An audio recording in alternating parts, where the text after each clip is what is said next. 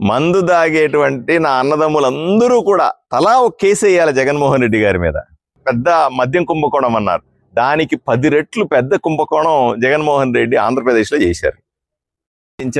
వివరాలు చూస్తా ఉన్నాం. ఒకవైపున గత 6 నెలలుగా వివిధ కోర్టుల్లో ముద్దాయిలందరూ సుమారుగా 42 మంది మద్యం కేసులో ముద్దాయిలుగా తేలి ఇప్పటికే ఎస్సిట్ తన పని తాను చేసుకొని పోతా ఉంటే, దాంట్లో సుమారుగా 12 మందిని అరెస్ట్ చేసి ఈరోజు రాష్ట్రంలో మద్యం కుంభకోణం జరిగింది, ఈ కుంభకోణం జరిగిన పద్ధతి ఈ రకంగా ఉంది అని సిట్ ఒకవైపున చెబుతా ఉంటే, ఈరోజు మన సాక్షి పత్రికల్లో చూస్తూ ఉన్నాం, లేదా మీడియాలో చూస్తూ ఉన్నాం.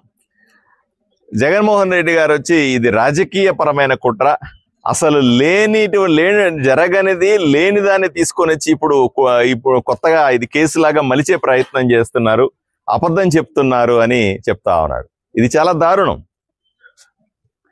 ఏమైనా జగన్మోహన్ రెడ్డి గారు నేను సూటిగా ప్రశ్నిస్తా ఉన్నా, ఇంతవరకు ఇన్ని కోర్టుల్లో, కింద కోర్టు నుంచి హైకోర్టు దాకా, సుప్రీంకోర్టు దాకా దీని మీద ఎంతో మంది మీ అరెస్ట్ అయిన వాళ్ళందరూ కూడా రకరకాల బెయిల్ కోసమో రకరకాల అభ్యర్థన కోసమో కోర్టులో వేశారు కదా. మరి వీటిలన్నింటినీ కూడా నిజం కాదని ఎలా చెప్తారు మీరు? మీ ఉద్దేశంలో కోర్టులన్నీ కూడా అవన్నీ అబద్ధమైనప్పటికీ కూడా అరెస్ట్ చేయమని కానీ విచారణ చేయమని చెప్పిందా?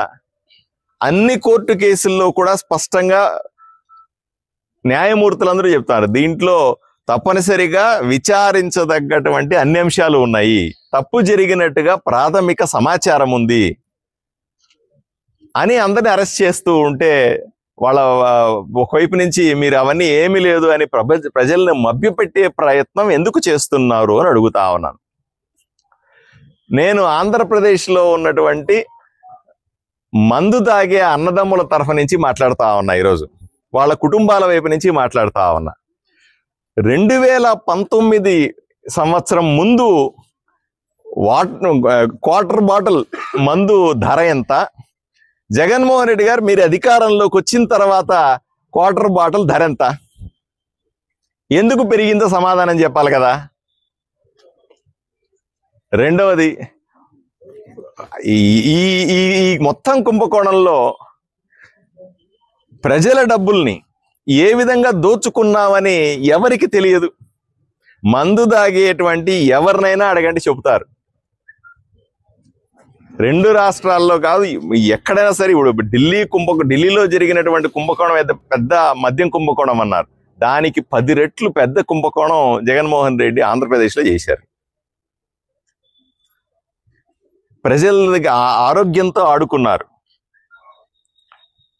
ఎందుకు పనికిరానేటువంటి ప్రజలను నెత్తిన రుద్ది రాష్ట్రంలో ఒక్క బ్రాండ్ కూడా, మంచి బ్రాండ్లు ఏవి మద్యం దొరకకుండా చేసి,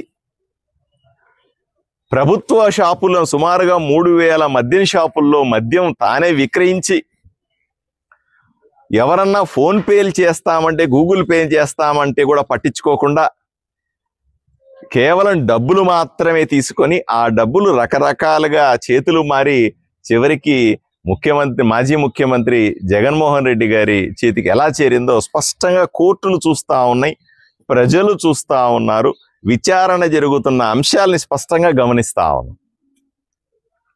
ఇవన్నీ కాదని చెప్పి ఎవరిని మభ్యపెట్టడానికి దీంట్లో రాజకీయ కుట్ర ఉందని చెప్తున్నారు.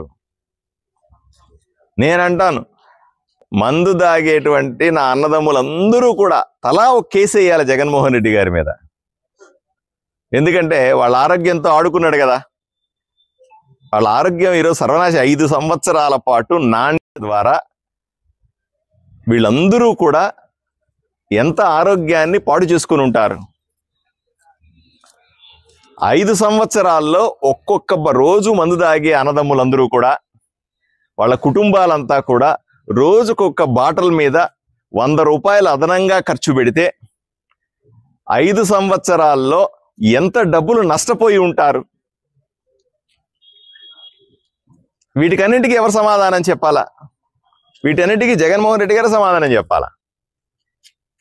ఈరోజు రాజకీయ కుట్ర అనో లేకపోతే లేని విషయాలను చెప్తున్నారని చెప్పే విధంగా ప్రజలను మభ్యపెట్టే ప్రయత్నం చేయొద్దు అని చెప్తా. ఈ కుంభకోణం ఇంతటితో ఆగదు.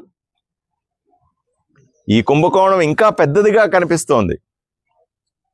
ఇప్పటిదాకా డిజిటల్ నుంచి అంటే ఏదైతే కంపెనీలు కొన్ని వచ్చినాయో, జగన్మోహన్ రెడ్డి గారు సొంతంగా సృష్టించినటువంటి కొన్ని కంపెనీల్లోంచి వచ్చినటువంటి ముడుపులు మాత్రమే, దాని నుంచి వచ్చినటువంటి లంచం మాత్రమే లెక్కేస్తే 3,500 కోట్లని పేపర్లో కనపడతా ఉంది. ఇది ఇంతటితో అయ్యేది కూడా కాదు. ఇది ఇంకా చాలా పెద్దది. అక్కడి నుంచి షాపులకు రావాలి, షాపుల్లో ఎంత అమ్మారు, దాంట్లో ఎంత నిజాయితీ ఉంది, అన్ని లైసెన్స్డే అమ్మారా, లేదా అన్ని లెక్కల్లో ఉన్నవే అమ్మారా, లెక్కల్లో లేనివి ఏమన్నా అమ్మారా, ఇవన్నీ కూడా తెలియాల్సి ఉంది. తప్పనిసరి. నేను ఈ మధ్య కాలంలో రాష్ట్రం అంతా తిరుగుతున్న సందర్భంలో విజయవాడలో టిఫిన్ చేయడానికి టిఫిన్ సెంటర్కి వెళ్ళాను.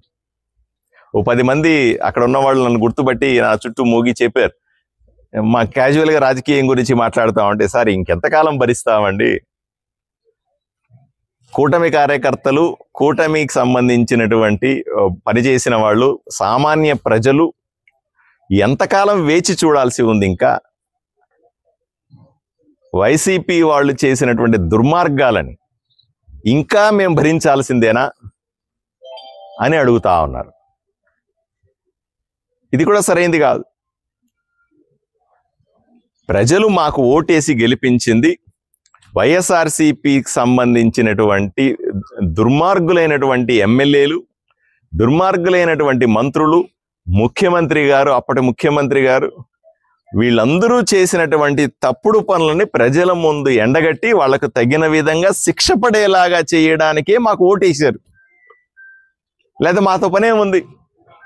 మా పని మేము చేయాలి కదా. మరి ప్రజలు ఏ కోరికతో అయితే ఈ రాష్ట్రాన్ని బాగు చేస్తామని, తప్పు చేసిన వాళ్లకు శిక్ష పడాలని చెప్పి మాకు ఓటేసిన తర్వాత దాన్ని వదిలిపెట్టి మేము తిరిగితే ఎలా? 100కు 100% మేము ఆ పని మీదనే ఉంటాం. గత 5 సంవత్సరాల్లో ఈ ఒక్క సంవత్సరం కూటమి ముందుగా 2019 నుంచి 24 దాకా జరిగిన తప్పులని నుంచి తీసుకొచ్చి తప్పులను బయట పెట్టడం, తప్పు చేసిన వాళ్ళని శిక్షించడమే మా పని. ఈ 2 పనులే చేయాల. దాంతోపాటుగా రాష్ట్ర అభివృద్ధి, ఊరిని అభివృద్ధి చేసుకోవాలి. ఇది ప్రధాన లక్ష్యం. ఇవి తప్ప ఇంకేమి చేయడానికి అవసరమే లేదని ప్రజలు నమ్ముతా ఉన్నారు. కాబట్టి ప్రజలు ఏమి చెబితే అది చేస్తాం. దయచేసి ఇటువంటి జగన్మోహన్ రెడ్డి గారికి సూచన చేస్తా ఉన్నా, సాక్షి పత్రిక ఉంది కదా అని, టీవీ ఛానల్ ఉంది కదా అని ఏది పడితే అది చెప్తే ప్రజలు నమ్మే పరిస్థితుల్లో లేరు అన్న విషయాన్ని గమనించాల్సిందిగా నేను ఆయనకు చెప్తున్నాను.